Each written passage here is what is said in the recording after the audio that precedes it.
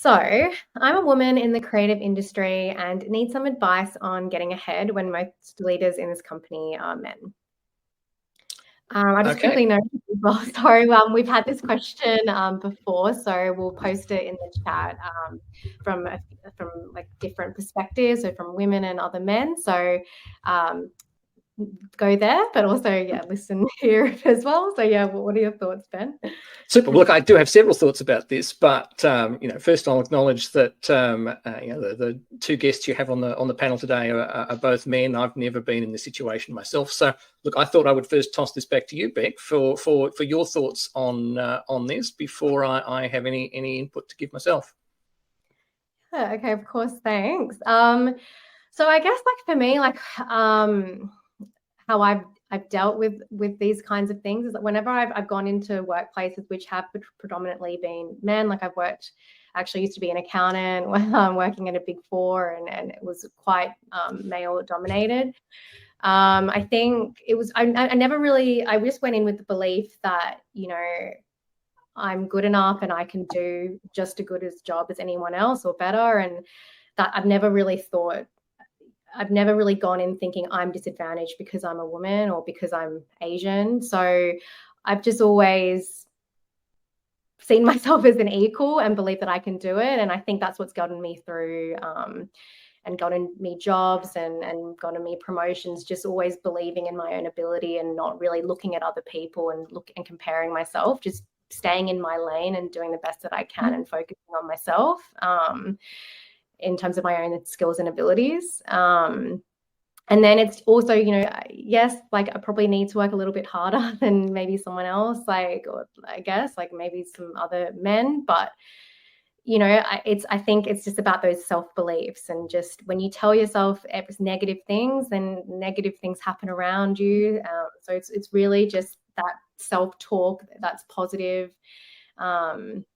And then finally, it's also been networking. I'm lucky enough and that I've met a lot of friends at uni who are really successful women in their industries. And so it is nice, when we do catch up, just to bounce ideas of how you're dealing with certain, issues of when you're, a leader and a man doesn't respect what you're saying. How do you deal with those things? So it's just really, networking and talking about it and being confident to talk about it, because at the end of the day, you tend to find someone who's been experiencing the same issues.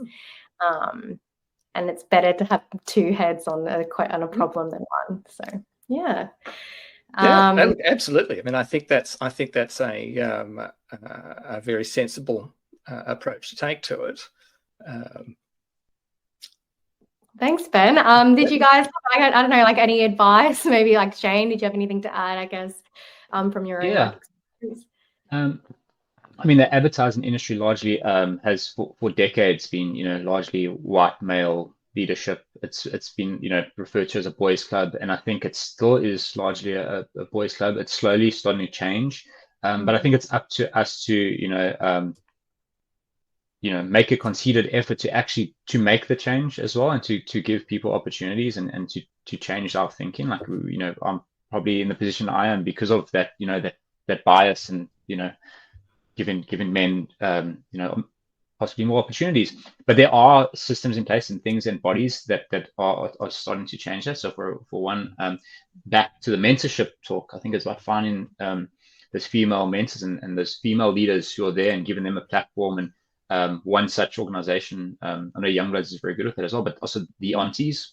The Aunties is a organization where it gives women in the industry a connection to a mentor, to an auntie, which is an amazing initiative. And I urge any female creative, not just creative, in any facet in the creative industry, to join the aunties and find a mentor, or if you're a woman that wants to mentor someone else, join the aunties, and that's that peer-to-peer networking group. I also think it's about all of us giving everyone equal opportunities and not pigeonholing people. So, for example, like, and this has changed a lot as well. So, back in the day, if you're working on for example, a sanitary product, you'd give it to a female team. And I think that's changing now, where it's giving everyone an equal opportunity, and it's getting diverse outlooks on everything. So give like, you know, and I do that often with my teams. I won't look at someone and pigeonhole them as like, oh, you're a woman, so you should have this product, or you're a man, you should work on the AFO job, for example. I think it's giving it to everyone to get those diverse opinions, and it's up to us to kind of break those unconscious biases that we probably have in our heads sometimes. You've got to kind of, you know, and that's why a lot of agencies also hiring diversity and inclusion officers to actually implement that, because sometimes it's just people, you know, are unaware of it, and we actually forcefully have to think about it, and we need someone there to kind of, not to call us up, but to, you know, make us aware of it. So I think you know, there's so many things that we could all be doing, but we did have to be more conscious about it and try and bring it into our everyday thinking.